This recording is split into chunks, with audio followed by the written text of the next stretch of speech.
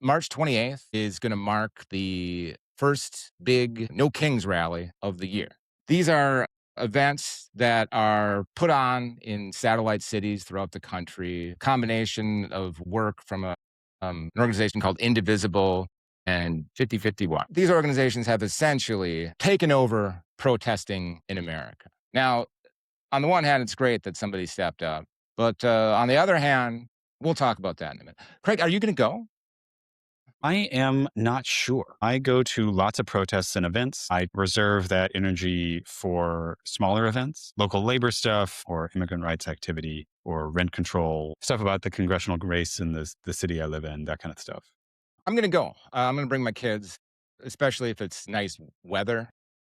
We've been going to all of them. There's a lot of people that don't know what to do. They're trying to do something. I want to support that. They all have this operating theory that if 3.5% of the population goes out to protest Donald Trump in the streets, that he will have to resign. If you talk to these indivisible people, that is their truest baseline belief. They know it from history.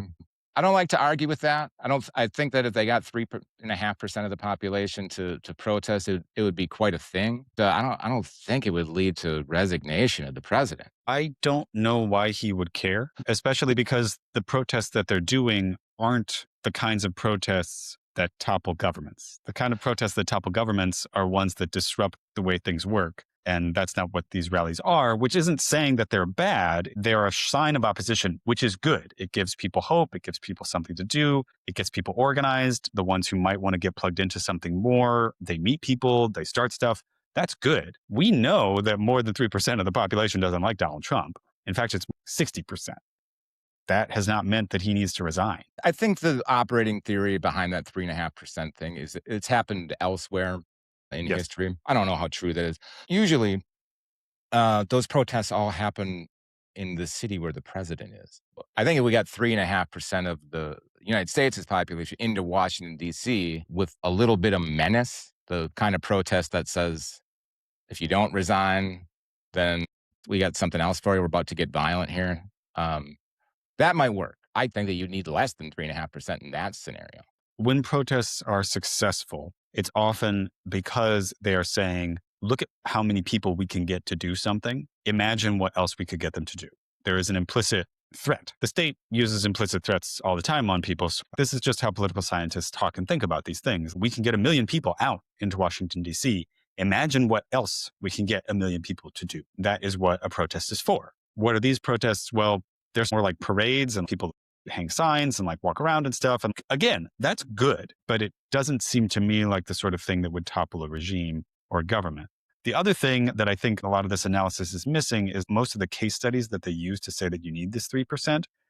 Most of them are not in big, highly developed, economically advanced countries. They're relying on the fact that the international community can do some pushing, that there's international community push against the leader. And the international community doesn't like Donald Trump, but they can't get him to do anything. He's the most powerful person on the planet. How could they pressure him? From my research on the topic, I'm writing a book called Resist Autocratic Despair.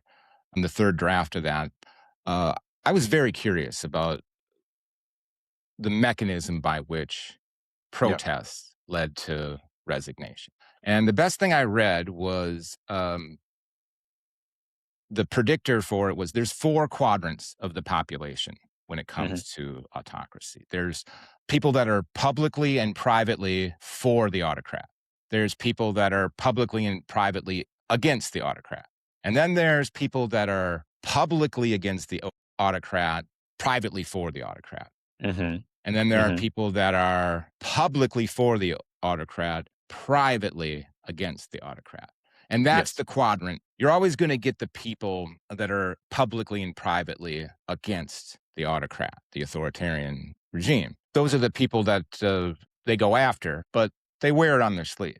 It's this quadrant of people that they know better than to say anything out loud, but behind closed doors, and if they really know you, they're going to shit talk the regime. That quadrant, once it joins with the publicly and privately against, that's when you start seeing some action in these protest movements. That makes sense. There's not much of a price to pay right now for being anti-Trump, anti-authoritarian in this country.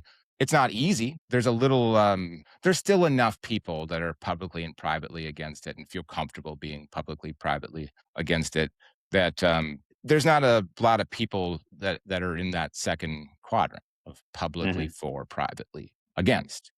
And, with each successive terrible move, that quadrant does go up. I don't think that we're going to get to a point where he does something so bad that they'll turn on him. No, Um, but I think there are things that if somebody else had done, not Trump, those people would have turned on him a long time ago. I think so too. He has this amazing staying power. They love that Um, guy. it's astonishing.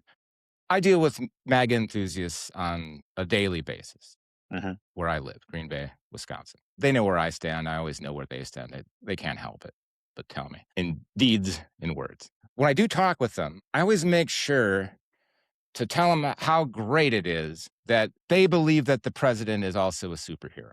I think it's a fantastic fantasy to have. I think that as Americans, we deserve to believe that about our president. And I don't want to piss on their parade. Yeah, Donald Trump is not the superhero president, but like hang on to that. I say that's part of what makes you you. It's a beautiful fantasy. yeah, I can't help but be a little jealous at times. And I'm always curious about what would make me go in that direction. I've yeah. recently been considering joining an evangelical church around Green Bay, Wisconsin. Not maybe Hmm. not joining, attending services. I would like to see if what I'm hearing is actually happening because I have gotten very sour on the evangelicals. The No Kings rallies. They're put together by two professionalized organizations. Well, it's great that they're stepping up. It's bad that they're scheduling these rallies in advance because inadvertently they contextualize everything that is happening within the Trump regime as protest worthy and not protest worthy. Hmm. So when the Trump regime does something terrible, we all kind of look around and reality check and say, well, are there people in the streets?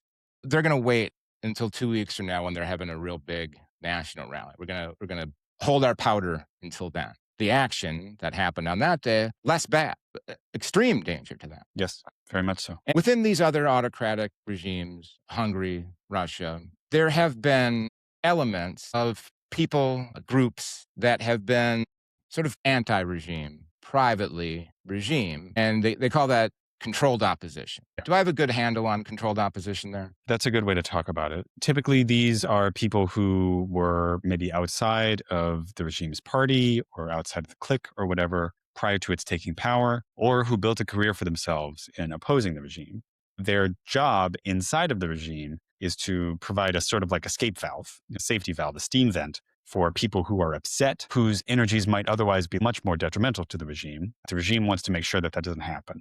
And so they push this opposition impulse toward something that the regime is not actually worried about. For example, smaller little scale elections, protests, fundraising, consensus building, or just a bad bureaucracy in the controlled opposition party or movement or a nonprofit or whatever it is.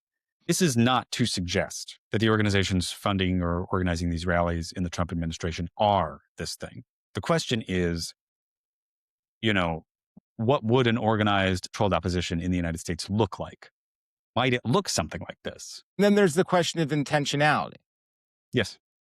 The democratic structure of this country may not be intentionally acting as controlled opposition, but they certainly are stepping on their dicks enough where they're functioning as a controlled opposition. And the Yeah. intentionality question might just be a way for them to do it longer. While we're having that argument about whether they mean to or not, they get to continue unabated. We're not going to make any accusations. What bothers me is that none of these Democrats that are in the news ever seem to acknowledge the phrase controlled opposition exists. We're just not talking about it. There's not any politicians ever given any indication that the words controlled opposition exist, much less asked, hey, what are we doing here? Could this be controlled opposition? Even if it's not literally that, is it functionally different from that? Perfect example of this would be the fact that Donald Trump gets his appointment nominees to the Supreme Court or to the cabinet. He gets them through the Senate with endorsements from Democrats. These are Democratic senators endorsing people that they disagree with. Why would you do that? There is no reason to do that. We're talking about you, John Fetterman. We're talking about particularly him.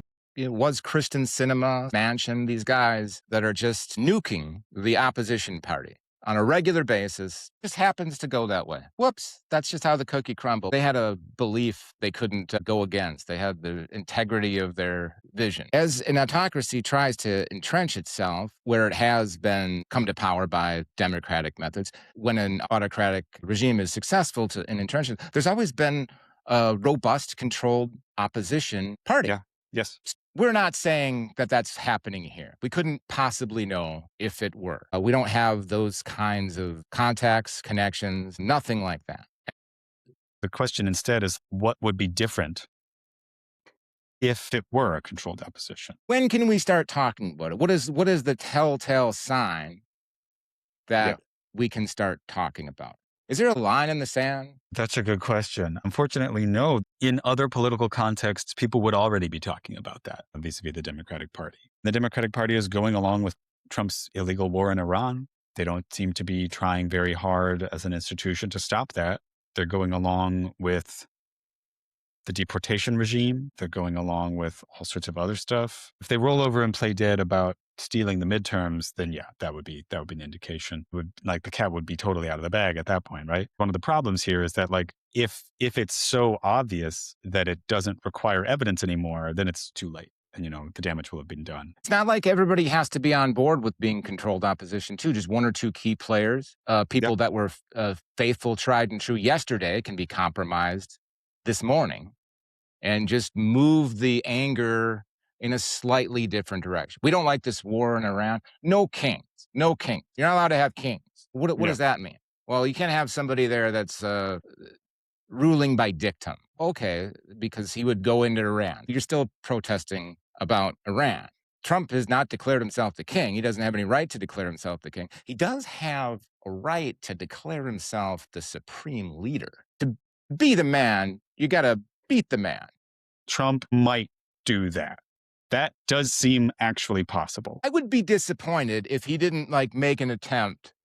If he didn't float the idea, it would be, you'd almost have to give him credit for not doing it. You're right. He does have a claim. That would be a display of admirable restraint on the part of Donald Trump if he didn't. Every episode that we've done on the show, we've said one nice thing about Donald Trump. We generally mean it, but it's nice that we do that. So when the NSPM 7 memo is used against us at a later date, we can point to these. So exactly.